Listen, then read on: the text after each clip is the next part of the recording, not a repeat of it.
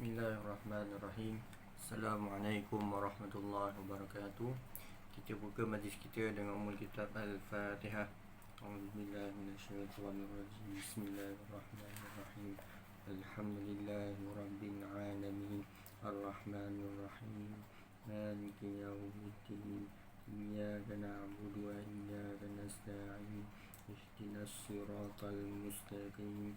Siratal ladzina an'amta 'alaihim ghairil maghdubi 'alaihim waladdallin. Bismillahirrahmanirrahim. Alhamdulillahirabbil alamin wassalatu wassalamu ala asyrafil anbiya'i wal mursalin wa ala alihi washabbihi ajma'in. Subhanaka la 'ilma lana illa ma 'allamtana innaka antal alimul hakim. Allahumma aftah alaina hikmataka wanshur alaina min khazaini rahmatika ya arhamar rahimin. Rabbi zidna ilma warzuqna fahma. Rabbi zidna ilma warzuqna fahma. Rabbi zidna ilma warzuqna fahma. Rabbi shrah li sadri wa yassir li amri wahlul 'uqdatam min lisani yafqahu qawli. Amma ba'd. Yang saya hormati tuan-tuan yang mendengar rakaman YouTube, semoga di dalam rahmat Allah SWT, insyaAllah kita pada malam ini akan membicarakan berkenaan dengan sebuah kitab, iaitu sebuah kitab yang agung, menceritakan tentang Nabi Muhammad SAW, yang ditulis oleh Al-Hafiz Muhammad ibn Isa ibn Sawrah Al-Tirmizi radhiyallahu anhu rahimahullahu ta'ala anhu, iaitu Mukhtasar Syama'il Nabi sallallahu alaihi wasallam. Jadi ini ringkasan yang ditulis oleh ulama Mesir yang menceritakan berkenaan dengan Nabi Muhammad sallallahu alaihi wasallam. Jadi kita telah pergi kepada bab 2, menceritakan berkenaan dengan bentuk khatamun nubuwah, iaitu bentuk khatam. Khatam ni maksudnya penutup segala nabi, iaitu tanda-tanda kenabian yang terdapat di belakang Nabi Muhammad sallallahu alaihi wasallam. Jadi kita telah membincangkan berkenaan dengan 2 hadis, iaitu hadis yang ke-15 dan yang ke-16, yang menceritakan perihal khatamun nubuwah yang terdapat di dalam di badan Nabi Muhammad sallallahu alaihi wasallam. Contohnya di hadis 15 yang diceritakan oleh As-Sa'id ibn Yazid radhiyallahu anhu, dia menceritakan bahawa khatamun nubuwah ini terdapat di antara kedua bahunya. Maknanya di antara kedua bahunya tu dapatnya khatamun nubuwah, dan khatam itu sebesar telur burung merpati. Ini yang diceritakan oleh Sa'id ibn Yazid. Dan yang kedua yang diceritakan oleh Jabir ibn Samurah, dia menceritakan berkenaan dengan khatamun nubuwah, menceritakan bahawa khatamun nubuwah ini adalah sepotong daging yang berwarna merah sebesar telur burung merpati. Jadi ini yang diceritakan oleh kedua-dua sahabat, iaitu As-Sa'id ibn Yazid dan Jabir bin Samurah. Ini dia menceritakan yang dia nampak. Mana dia nampak khatamun nubuwah tu. Dia cerita besar mana khatamun nubuwah itu, dan berwarna apa? Warna merah.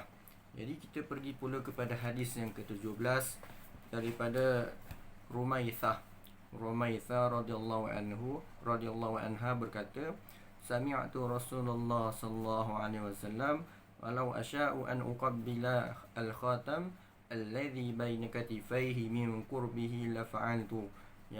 Yaqulu li Sa'd bin Mu'az yauma mata ihtazza lahu arsyur rahman. Maksudnya, saya ni siapa? Saya ni Rumaithah radhiyallahu anha. Rumaithah ini adalah seorang wanita yang tergolong daripada golongan sahabat, iaitu sahabat kecil. Maknanya pada ketika ini Rumaithah ini adalah kanak-kanak. Dalam kitab Syama'il ini Rumaithah dia ceritakan 2 buah hadis daripada beliau ni lah. Terdapat 2 hadis. Daripada hadis ini menceritakan bahawa Rumaithah mengatakan, saya pernah mendengar Rasulullah sallallahu alaihi wasallam bersabda, yang ditujukan kepada Sa'd ibn Mu'az radhiyallahu anhu. Sa'd ibn Mu'az ini adalah seorang sahabat Nabi Muhammad sallallahu alaihi wasallam. Dia pemimpin sahabat di Madinah, iaitu golongan Aus, kaum Aus, iaitu salah satu kabilah yang besar daripada golongan Ansar. Jadi beliau ini memeluk Islam di tangan Mus'ab bin Umair radhiyallahu anhu yang dihantar oleh Nabi Muhammad sallallahu alaihi wasallam untuk berdakwah di Madinah. Jadi sebelum hijrah, ketika peperangan Khandaq, beliau mengalami cedera parah dahinya berhampiran kelopak mata. Jadi sebulan selepas itu beliau meninggal dunia akibat kecederaan itu. Jadi Sa'ad bin Mu'az ini adalah daripada golongan Ansar. Jadi pada hari kewafatannya, ketika itu saya duduk begitu dekat dengan baginda sallallahu alaihi wasallam. Jadi Rumaisah ini duduk berdekatan dengan baginda sallallahu alaihi wasallam, yang seandainya saya mahu mengucup tanda kenabian yang terletak di antara kedua bahunya, tentu dapat saya lakukannya. Jadi Rumaisah ini dia duduk berhampiran, dia duduk berdekatan dengan Nabi Muhammad sallallahu alaihi wasallam, yang di mana kalau dia nak kucuk, mana dia nak cium belakang Nabi Muhammad sallallahu alaihi wasallam dapat. Jadi kat sini mengatakan bahawa Nabi Muhammad sallallahu alaihi wasallam ini, walaupun dia seorang pemimpin, walaupun dia seorang pemerintah pada ketika itu, tetapi dia boleh didekati oleh semua orang. Bukannya macam pemimpin kita hari ni macam ada bodyguard dan sebagainya, tapi Nabi Muhammad sallallahu alaihi wasallam ini dia mudah didekati oleh semua orang. Jadi Nabi Muhammad sallallahu alaihi wasallam mengatakan telah bergoncang arasy Allah yang Maha Pemurah kerana kewafatan Sa'ad ibn Mu'az radhiyallahu anhu ni. Jadi ketika mana meninggalnya, wafatnya Sa'ad bin Mu'az, Rasulullah sallallahu alaihi wasallam telah mengatakan telah bergoncang arasy Allah yang Maha Pemurah kerananya. Jadi kalau kita tengok di dalam hadis ini, para ulama mengatakan bahawa arasy bergegar kerana gembira. Kerana gembira menyambut ketibaan rohnya. Jadi sebab apa gembira? Sebabnya ketika peperangan Khandaq di Madinah, ketika perang Khandaq, beliau mengalami cedera parah di dahinya berhampiran dengan kelopak mata. Jadi sebulan selepas itu beliau meninggal dunia akibat kecederaan itu. Jadi nampak perjuangan sahabat pada zaman dahulu berperang sampai cedera di mukanya, sampai ke buta, sampai dia meninggal dunia. Jadi sebab itulah roh para malaikat menunggu, arasy menunggunya. Jadi kalau ikutkan saat ini, dia bersama dengan Islam selama 6 tahun sahaja. Kalau ikutkan 30 tahun dia baru masuk Islam dan 36 tahun dia meninggal dunia. Tapi tengoklah dengan usaha dia, dengan juang untuk menegakkan Islam, arasy bergegar. Arasy bergegar maknanya arasy bergembira menerima rohnya. Jadi kat sini menunjukkan bahawa Rumaisah dia boleh melihat tanda kenabian di belakang, di antara kedua bahunya. Jadi dalam hadis ini poin dia, khatamun nubuwah di belakang Nabi Muhammad sallallahu alaihi wasallam, di antara kedua bahunya. Itu ada hadis yang ke-17. Kita pergi kepada hadis yang ke-18 daripada Ilba' Ibn Ahmad Al-Yashkuri berkata, beliau telah menceritakan kepada saya Abu Zaid Amru Ibn Akhtab Al-Ansari radhiyallahu anhu. Beliau berkata, Rasulullah sallallahu alaihi wasallam bersabda kepada saya, Ya Aba Zaidin, udnu minni famsah dhahri. Famasahtu dhahrahu fawaqa'at asabi'i alal khatam. Qultu wa mal khatam? Qala sya'aratun mujtami'atun. Jadi maksudnya, wahai Aba Zaid, dekatlah kepada saya dan gosoklah belakang saya. Maka saya pun menggosok belakang badan baginda sallallahu alaihi wasallam, dan jari jemari saya menyentuh khatamun nubuwah. Saya Ilba' Ibni Ahmad Al-Yashkuri bertanya kepada Abi Zaid radhiyallahu anhu, apakah khatam itu? Jadi Abu Zaid radhiyallahu anhu menjawab, ia merupakan gumpalan bulu-bulu. Jadi hadis ini menceritakan bahawa Ilba. Ilba ini adalah seorang tabi'in. Jadi dia ni murid. Dia bertanya kepada gurunya. Guru ni sahabat Nabi lah, yang bernama Abu Zaid Amru bin Akhtab Al-Ansari. Jadi dia ni seorang sahabat daripada kalangan Ansar. Nabi Muhammad SAW pernah mengusap kepala Abu Zaid ini, dan dia berdoa untuk dia ni. Jadi dia mendoakan, ya Allah, cantikkanlah dia. Jadi Nabi Muhammad SAW pernah mendoakan Abu Zaid ini. Jadi dengan berkat doa Nabi ini, beliau dikurniakan umur sehingga 100 tahun dan tidak beruban kecuali sedikit sahaja. Jadi Abu Zaid ini dia sebanyak 13 kali peperangan bersama Nabi Muhammad SAW, dan beliau ini menetap di Basrah selepas kewafatan Nabi Muhammad SAW. Kemudian beliau wafat sekitar tahun 51 Hijrah hingga 60 Hijrah. Ini adalah serba sedikit berkenaan dengan Abu Zaid Amru bin Akhtab. Jadi kita menceritakan sahabat berkenaan perihal sahabat Nabi Muhammad SAW. Mudah-mudahan kita mendapat berkat ya. Jadi Abu Zaid ini dia cerita apa dekat Ilba ni. Abu Zaid ni sahabat dan Ilba ini adalah tabi'in. Jadi dia berceritakan bahawa Rasulullah SAW bersabda kepada saya, wahai Abu Zaid, dekatlah kepada saya dan gosoklah belakang saya. Jadi dalam cerita ini Nabi Muhammad SAW baru balik daripada peperangan. Jadi badan Nabi Muhammad SAW dengan lengoh badan dia tu. Jadi dia suruh Abu Zaid ini untuk menggosok, mengurut belakang badan Nabi Muhammad SAW. Dan juga ketika Abu Zaid ini nak menggosok belakang Nabi Muhammad SAW, jari jemari dia tu menyentuh khatamun nubuwah. Maknanya dia sentuh sajalah. Dia sentuh, dia urut. Jadi saya Ilba selepas itu bertanya kepada Abu Zaid radhiyallahu anhu, apakah khatam itu? Jadi Abu Zaid radhiyallahu anhu menjawab, ia merupakan gumpalan bulu-bulu.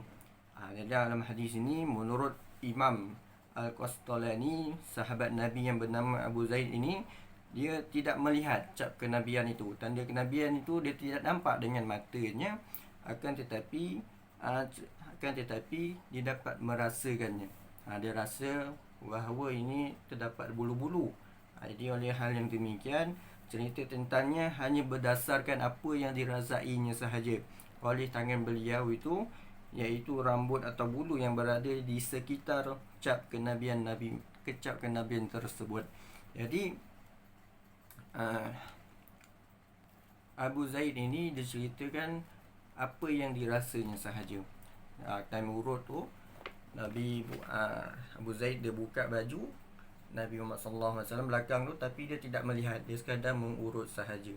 Dia urut kat situ, dia ternampak, dia merasakan terdapat gumpalan bulu-bulu. Bulu-bulu ni bulu-bulu yang halus sahajalah, gumpalan bulu-bulu. Gumpalan bulu-bulu ni yang terdapat di belakang Nabi Muhammad SAW. Dan dalam hadis ini dapat diambil kesimpulan bahawa harus maknanya dibolehkan untuk menyentuh belakang sesama jantina. Maknanya kalau lelaki dengan lelaki tak ada masalah kalau nak sentuh belakang, dan juga menyentuh kulitnya yang bukan di kawasan aurat, antara pusat hingga ke lutut, tak ada masalah. Selain daripada itu, untuk kita menyentuh sesama jantina, kalau lain jantina tu tak boleh lah. Maknanya sesama jantina boleh, tak ada masalah daripada hadis ini. Dan Abu Zaid ini juga diceritakan apa yang dirasakannya sahaja. Jadi kalau kita tengok daripada hadis yang ada hadis sebelum ini, dia menceritakan apa yang dilihat. Tetapi daripada hadis Abu Zaid ini, dia ceritakan apa yang dirasa. Jadi kat sini adalah cerita-cerita yang berlainan. Manakala hadis yang ke-19, Abu Buraidah radhiyallahu anhu menceritakan tentang pengalaman Salman Al-Farisi radhiyallahu anhu. Jadi Salman Al-Farisi ini dia cerita pengalaman dia kepada Abu Buraidah radhiyallahu anhu. Dia menceritakan Ja'a Salman Al-Farisi ila Rasulullah sallallahu alaihi wasallam hina qadimal Madinah bima'idatin 'alaiha rutabun fawudiyat baina yaday Rasulillah sallallahu alaihi wasallam. Faqala ya Salman ma hadha? Faqala sadaqatun 'alaika wa 'ala ashabika. Faqala irfa'ha fa inna la na'kulu sadaqah. Qala farafa'aha faja'a al-ghada bimithlihi fawada'ahu baina yaday Rasulullah sallallahu alaihi wasallam. Faqala ma hadha ya Salman? Faqala hadiyatun laka. Faqala Rasulullah sallallahu alaihi wasallam li ashabihi ubsutu thumma nazara ila al-khatam ala dhahri Rasulillah sallallahu alaihi wasallam فآمن به وكان لليهود فاشتراه رسول الله صلى الله عليه وسلم بكذا وكذا درهما على أن يغرس لهم نخلا فيعمل سلمان فيه حتى تطعم. فغرس رسول الله صلى الله عليه وسلم النخل إلا نخلة واحدة ورثها عمر فحملت النخل من عامها ولم تحمل النخلة. فقال رسول الله صلى الله عليه وسلم ما شأن هذه النخلة؟ فقال عمر رضي الله عنه يا رسول الله أنا غرستها. فنزعها رسول الله صلى الله عليه وسلم فغرسها فحملت من عامها. Jadi hadis ini panjang yang diceritakan oleh Salman Al-Farisi radhiyallahu anhu. Dia menceritakan pengalamannya kepada Abu Buraidah radhiyallahu anhu. Salman ini adalah seorang sahabat Nabi Muhammad sallallahu alaihi wasallam, sahabat di antara yang tertua, iaitu dia ni orang berbangsa Parsi yang pertama memeluk Islam, bukan hanya menjadi sahabat Nabi, akan tetapi menjadi khadam Nabi Muhammad sallallahu alaihi wasallam. Jadi beliau ini berasal daripada Asbahan dan beragama Majusi, kemudian memeluk agama Nasrani dan berpindah ke Syam. Jadi demi mencari kebenaran dan pesanan gurunya yang memberitahu bahawa telah hampir zaman kemunculan Nabi akhir zaman yang akan muncul di tanah Arab. Jadi beliau mengikuti rombongan kabilah Arab untuk ke tanah Arab. Jadi namun beliau dikhianati oleh kabilah tersebut yang membawanya, iaitu mereka menjualnya dan beliau menjadi hamba kepada seorang Yahudi di Madinah. Jadi dia kena tipu, dia jadi hamba Yahudi di Madinah. Jadi apabila Nabi hijrah di Madinah, berlakulah cerita dalam hadis ni. Jadi hadis ni apa yang diceritakan oleh Salman? Dia menceritakan Salman Al-Farisi radhiyallahu anhu datang membawa hidangan berisi kurma kepada Rasulullah sallallahu alaihi wasallam sewaktu dia baru tiba di Madinah. Jadi lalu hidangan itu diletakkan di hadapan Rasulullah sallallahu alaihi wasallam. Rasulullah sallallahu alaihi wasallam bersabda, "Wahai Salman, apakah ini?" Salman radhiyallahu anhu menjawab, "Ini ialah sedekah buat tuan dan sahabat-sahabat tuan." Jadi Rasulullah sallallahu alaihi wasallam bersabda, "Angkatlah hidangan ini dari sini. Kami tidak makan sedekah." Jadi kami tidak makan sedekah. Jadi hidangan itu pun diangkat oleh Salman radhiyallahu anhu. Keesokan harinya Salman radhiyallahu anhu datang lagi dengan membawa makanan yang serupa dan diletakkan di hadapan Rasulullah sallallahu alaihi wasallam. Rasulullah sallallahu alaihi wasallam bersabda, "Apakah ini wahai Salman?" Salman radhiyallahu anhu menjawab, "Ini ialah hadiah buat tuan." Jadi Rasulullah sallallahu alaihi wasallam bersabda kepada para sahabatnya, "Hidangkanlah." Jadi kemudian Salman radhiyallahu anhu memerhatikan khatam nubuah yang terletak di belakang Rasulullah sallallahu alaihi wasallam. Maka Salman radhiyallahu anhu pun menyatakan keimanannya kepada baginda sallallahu alaihi wasallam. Jadi Salman radhiyallahu anhu adalah hamba kepada seorang Yahudi. Maka Rasulullah sallallahu alaihi wasallam membelinya dengan beberapa dirham, dan dengan syarat Salman radhiyallahu anhu perlu menanam pokok kurma dan perlu bekerja di kebun itu sampai pokok-pokok kurma itu berbuah. Jadi Rasulullah sallallahu alaihi wasallam juga turut membantu Salman radhiyallahu anhu menanam pokok-pokok itu. Jadi di antaranya ada sebatang pokok yang ditanam oleh Umar radhiyallahu anhu. Kesemua pokok di dalam kebun itu tumbuh dengan subur dan berbuah kecuali sebatang pokok. Jadi Rasulullah sallallahu alaihi wasallam bersabda, "Kenapa dengan pokok ini?" Jadi Umar radhiyallahu anhu menjawab, "Wahai Rasulullah, sayalah yang menanamnya." Jadi Rasulullah sallallahu alaihi wasallam pun mencabutnya kemudian menanamnya semula. Maka setelah itu pokok itu pun tumbuh dengan baik dan berbuah pada tahun itu juga.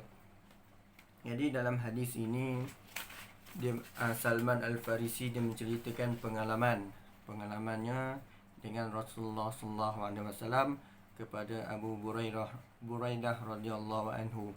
Dia menceritakan Salman ini adalah seorang yang ingin mencari kebenaran. Kalau ikutkan, dia bertukar-tukar agama daripada Majusi kepada Nasrani. Sebab apa? Sebab dia nak mencari kebenaran. Jadi atas nasihat guru dia menceritakan guru dia ni akan datang Nabi akhir zaman di tanah Arab. Jadi Salman Al-Farisi ni dia pergi ke tanah Arab dan dia kena tipu dengan kabilah Arab.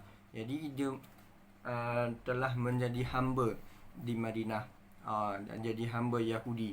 Jadi setelah itu dia menceritakan bahawa dia bertemu dengan Rasulullah sallallahu alaihi wasallam. Jadi dia tahu daripada tok guru dia bahawa Nabi akhir zaman ini dia tidak menerima sedekah, tapi dia menerima hadiah. Jadi oleh sebab itulah Salman dia cuba trik ni untuk tahu adakah ini Nabi akhir zaman ataupun tidak. Jadi dia menggunakan kaedah Salman dia menghidangkan makanan kepada Rasulullah dan mengatakan ini adalah sedekah. Jadi Nabi pun tak terima. Kerana apa? Kerana kami tidak makan sedekah. Jadi selepas itu Salman tahulah. Salman tahu, esoknya dia cakap ini merupakan hadiah. Hadiah. Bila hadiah, Rasulullah SAW menerimanya dan suruh hidang kepada para sahabat dan dia juga. Jadi Nabi Muhammad SAW ini dia tidak menerima sedekah, akan tetapi dia menerima hadiah. Dia boleh menerima hadiah. Kerana apa? Kerana sedekah ini diberikan untuk mendapat pahala daripada Allah. Jadi kalau kita bagi sedekah, kita dapat pahala. Tapi kalau kita beri sebab hadiah, jadi untuk tujuan memuliakan orang yang diberikannya kepada hadiah itu. Jadi kalau kita beri hadiah, kita bertujuan untuk memuliakan orang tersebut. Jadi tak ada yang mulia melainkan Nabi Muhammad sallallahu alaihi wasallam. Jadi harta sedekah ini juga turut diharamkan kepada keluarga baginda. Jadi keluarga baginda Nabi Muhammad sallallahu alaihi wasallam ini turut diharamkan untuk menerima sedekah.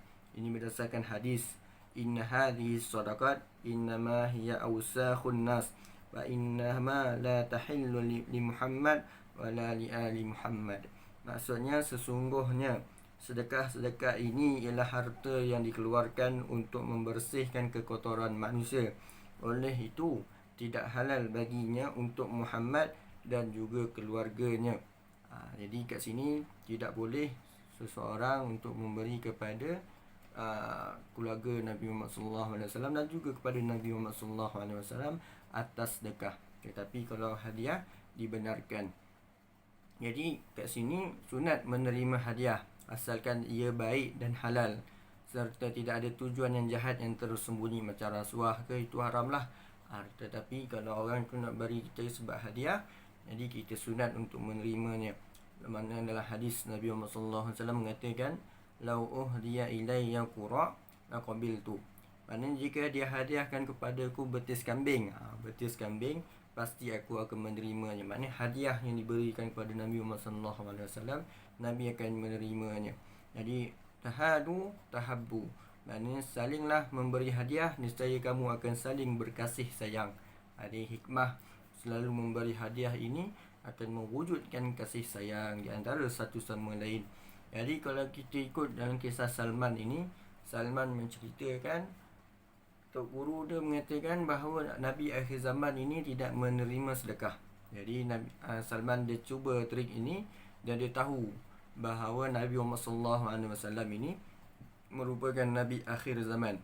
Kemudian selepas dia tahu Nabi Muhammad itu Nabi akhir zaman, dia memerhatikan khatamun nubuwah. Kerana apa? Tok Guru dia mengatakan bahawa Nabi akhir zaman ini akan terdapat khatamun nubuwah. Maknanya khatamun nubuwah ini bukannya pada ketika itu sahaja, maknanya sebelum itu telah diberitahu. Dalam kitab-kitab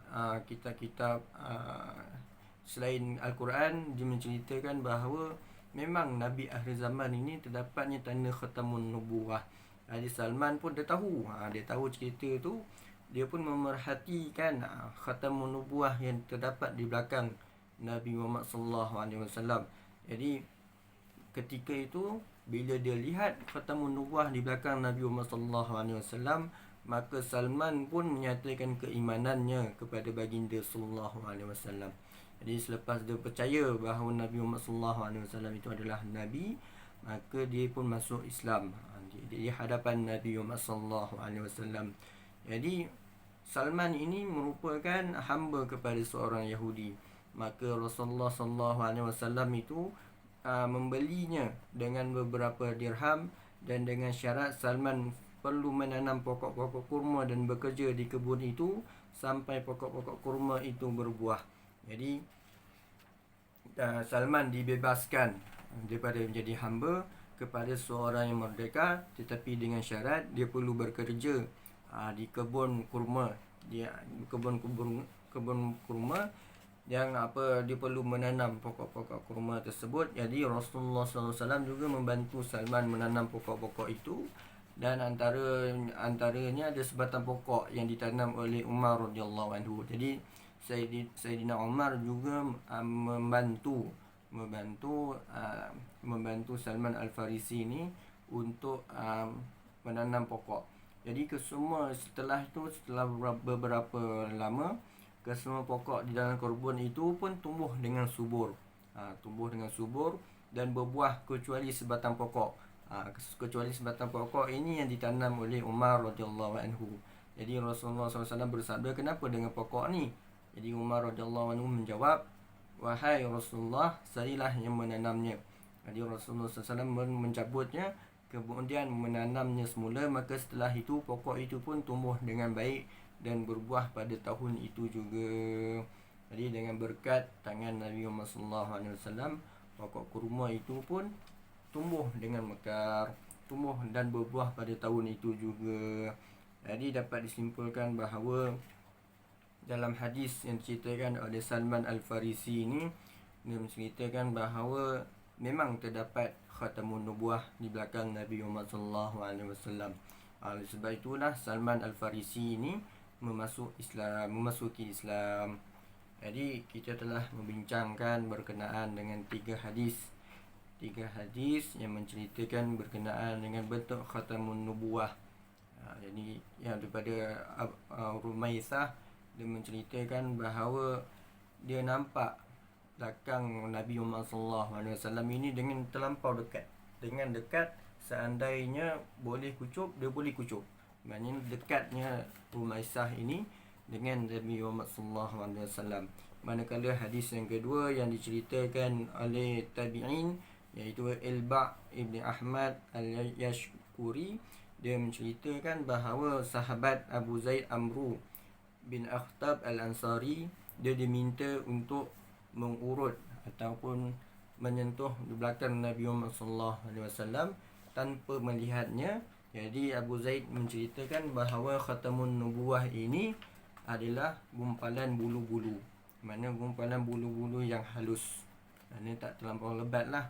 Maknanya tak adalah terlampau lebat sampai mencacatkan badan Nabi Muhammad SAW.